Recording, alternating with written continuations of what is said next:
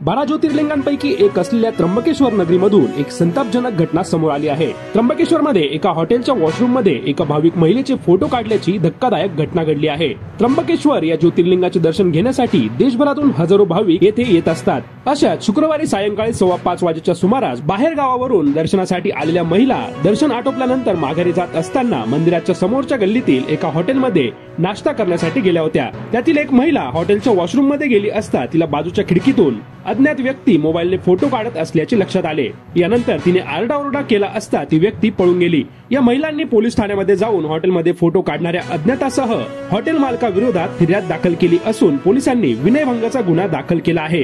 या प्रकारामुळे त्र्यंबक नगरीमध्ये खळबळ उडाली आहे। दरम्यान त्र्यंबकेश्वर मंदिराची पूर्व दरवाजा दर्शन बारी वगळता इतरत्र स्वच्छतागृह नाही। 4 ते 5 तास रांगेत उभे राहिल्यानंतर दर्शन घेऊन बाहेर आल्यानंतर बहुसंख्य भाविकांना स्वच्छतागृहाची गरज भासते। मात्र तशी सुविधा नसल्याने त्यासाठी आजूबाजूच्या हॉटेल अथवा लॉजिंग कडे भाविक धाव घेतात। मात्र तेथे आता असा प्रकार घडू लागल्याने संताप व्यक्त होत आहे।